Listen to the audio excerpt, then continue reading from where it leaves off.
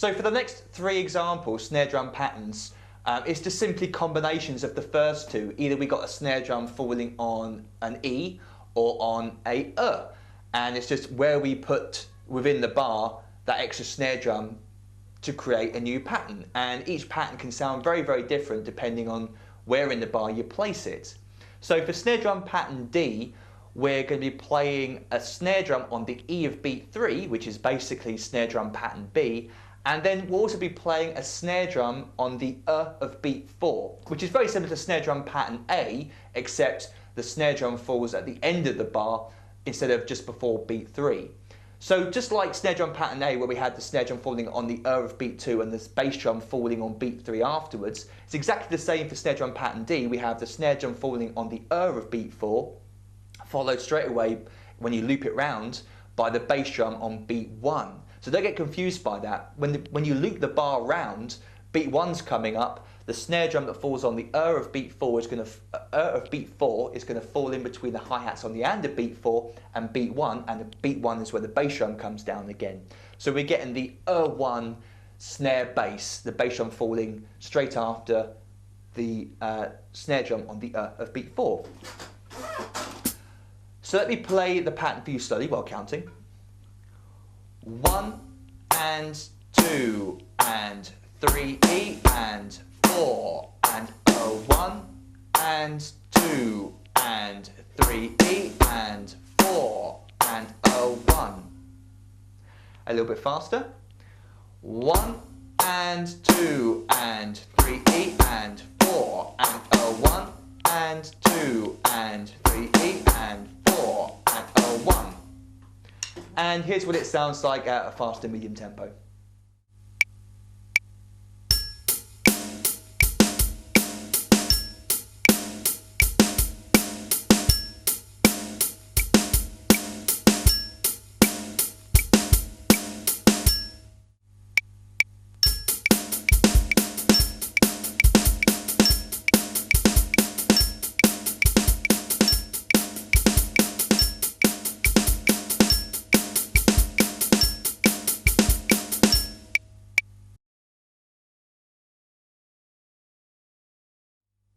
Snare drum pattern E is basically just snare drum pattern C with an extra snare drum at the end on the of beat 4. So we're slowly building the bar up, adding more and more snare drum notes in between the snare drum backbeat on beats 2 and 4, making the bar sound more busy, but at the same time more interesting as well, potentially. I mean, it depends how you classify interesting or not. So if you had a really busy song, then these extra snare drum notes falling in between the hi-hats might be appropriate. But if the song's really sparse and laid back and perhaps quite slow, then these extra snare drum notes might not be appropriate.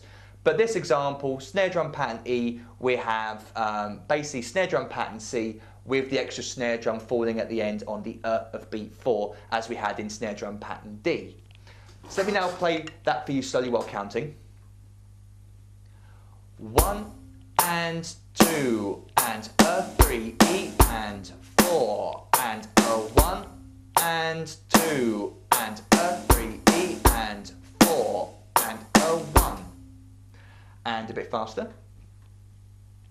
1 and 2 and 3 E and 4 and 1 and 2 and 3 E and 4 and 1. And at a fast and medium tempo.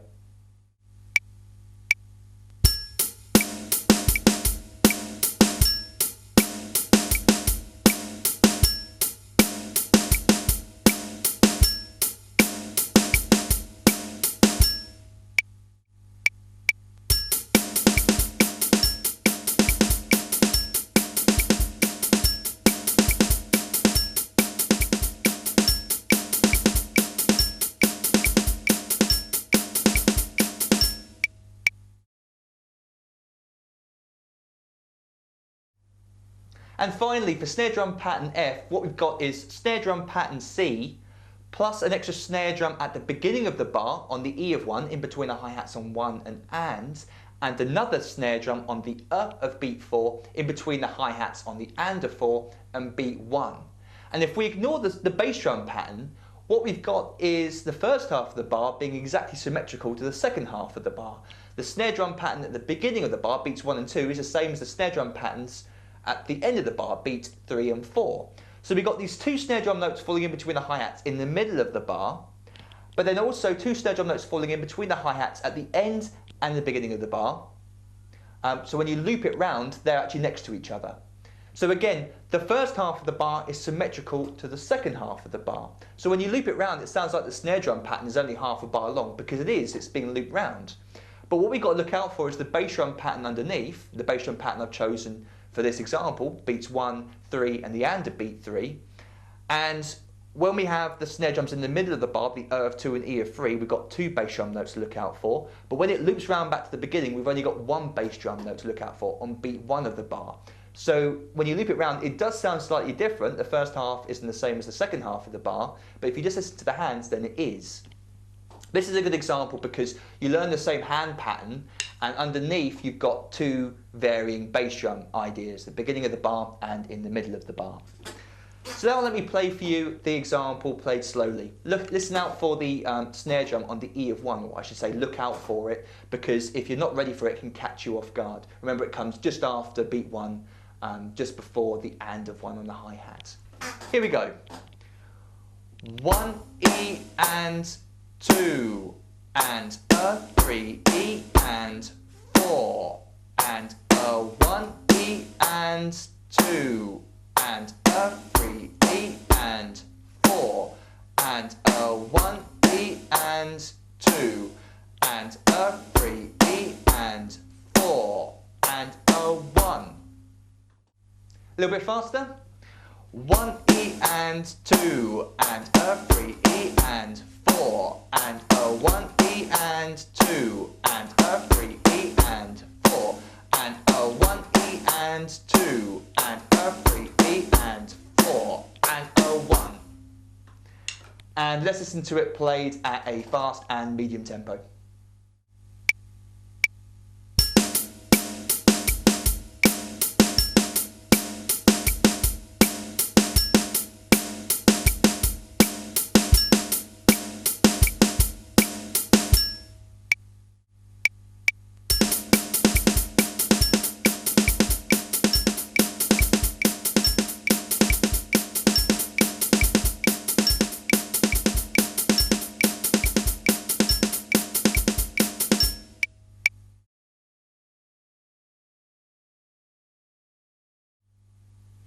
So once you have all the individual snare drum patterns down, once you have them learned and embedded within you and you can throw them out at will, then you might want to try combining different patterns together.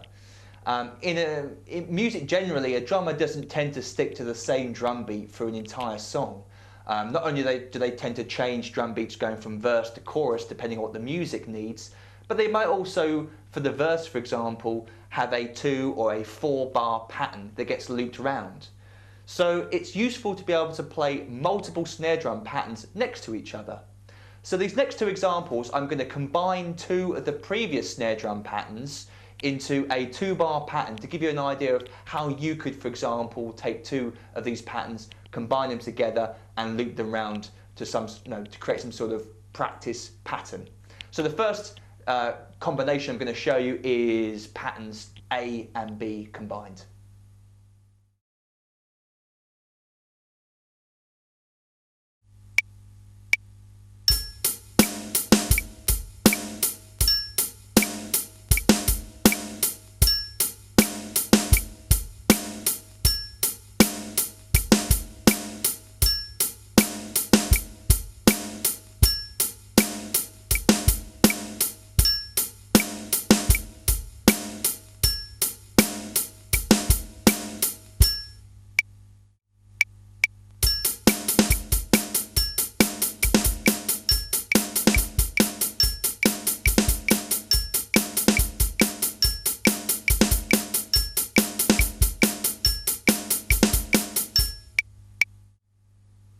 Let's try patterns D and C now.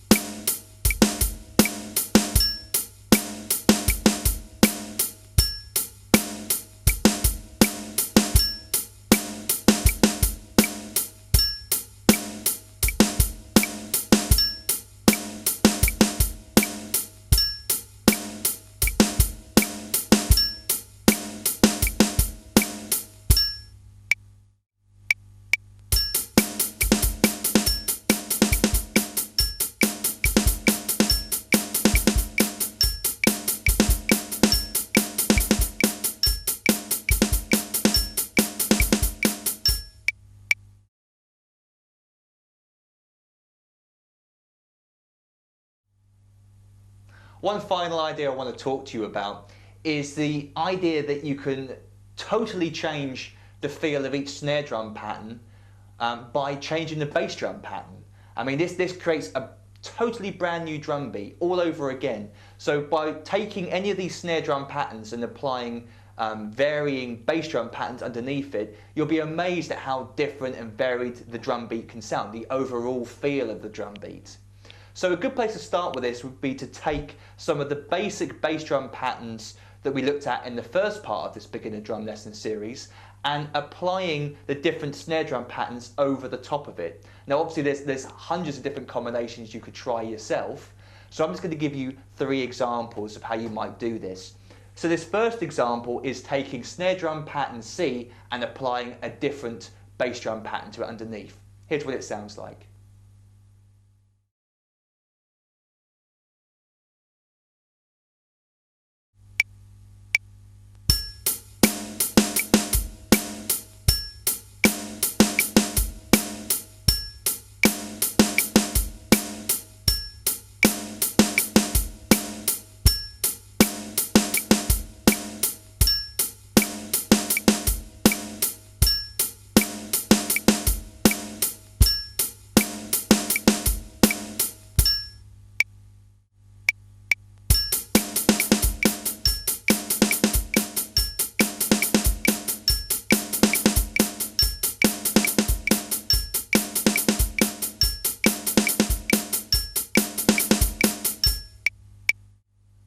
This idea uses snare drum pattern B.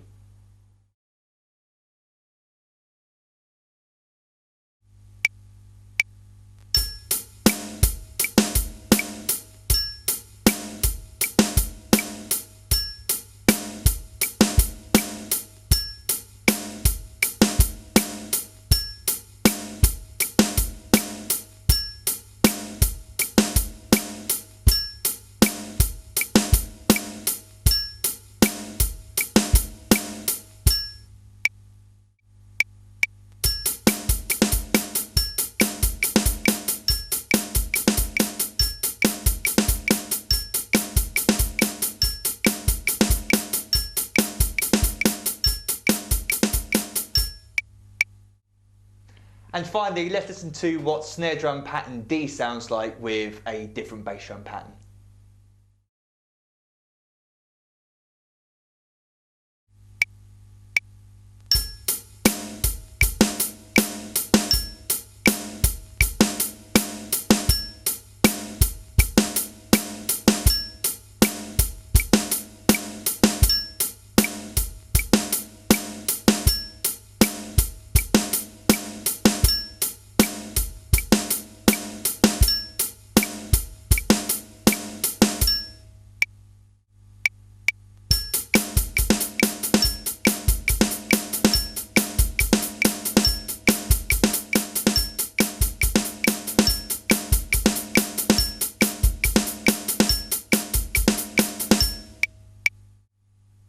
So there you go, there's 6 really common snare drum patterns for you to have fun with and play around with in your own time.